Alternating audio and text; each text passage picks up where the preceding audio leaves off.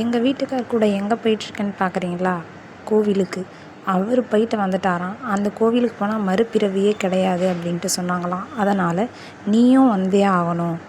ஆனால் உனக்கும் மறுபிறவி வேணாம் வா அப்படின்னு சொல்லிட்டு சரி ஓகேன்னு நாங்கள் 3 பேரும் போயிட்டோம். அங்கே வந்து தேர் திருவிழான்னு சொல்லியிருந்தாங்க. எந்த கோவில்னு பார்த்தீங்கன்னா மாடம்பாக்கம்ல இருக்க தேனுபுரீஸ்வரர் கோவில்.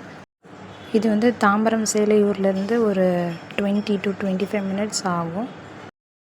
இந்த கோவிலோட ஹிஸ்ட்ரி என்னன்னு பார்த்தீங்கன்னா, கபில முனிவர் வந்து என்ன பண்ணாரா, சிவனை வழிபடுறதுக்காக லெஃப்ட் ஹேண்டில் லிங்கத்தை வச்சுட்டு ரைட் ஹேண்டால் பூ போட்டு பூஜை பண்ணாராம்.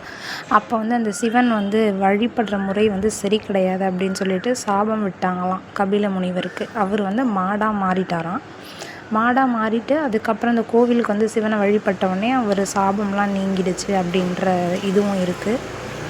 நான் இந்த கோவில் ஹிஸ்ட்ரி படித்ததில் வந்து பார்த்திங்கன்னா, அங்கே மாடு மிதித்த கால் தடம் வந்து இருக்குது அங்கே அப்படின்ட்டு சொல்லியிருந்தாங்க. அங்கே லிங்கம் வந்து பார்த்திங்கன்னா 1 ஜான் சைஸ் தான் இருக்கும். ரொம்ப குட்டியாக இருக்கும் லிங்கம். அப்புறம் கோவிலோட பேக் சைடு வந்து அந்த யானையோடைய உருவம் பின்னாடி இருக்கிற மாதிரி இருக்கும். அதனால தான் பேரே வந்து மாடம்பாக்கம்னு இருந்துச்சு. தேனு அப்படின்னா மாடு அப்படின்னு சொல்லியிருக்காங்க. அதனால தான் தேனுபுரீஸ்வரர்னு பேர் வந்ததுன்னு. இந்த வடம் பாருங்கள் எவ்வளோ பெருசு இருக்குன்னு.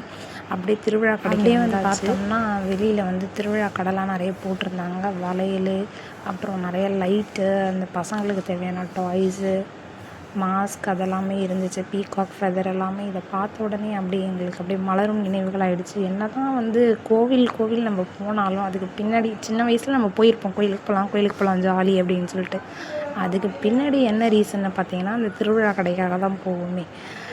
அப்புறம் அந்த வடம்லாம் அவங்க அப்பா தூக்குனாங்க. பாப்பாவை தூக்க சொன்னதுக்கு வந்து அவங்க வந்து முள் குத்து தான். அது வந்து கொஞ்சம் இதுவாக இருந்ததால் வந்து தொட்டவுடனே குத்துனவும் அவங்க பயந்துட்டாங்க. அதுக்கப்புறம் வந்து டாய்ஸ் எல்லாம் கேட்க ஆரம்பிச்சிட்டாங்க. நான் வந்து வாங்கவே கூடாது அப்படின்னு அந்த பொம்மைங்களை ஈஸியாக குட்டிடலாம். சரி விடுங்க, பெருக்கவும் செஞ்சிடலாம். ஆனால் அதை எடுத்து நம்ம ஒரு பை உள்ள போட்டு வைப்போம் பாருங்கள், ரொம்ப கஷ்டம்.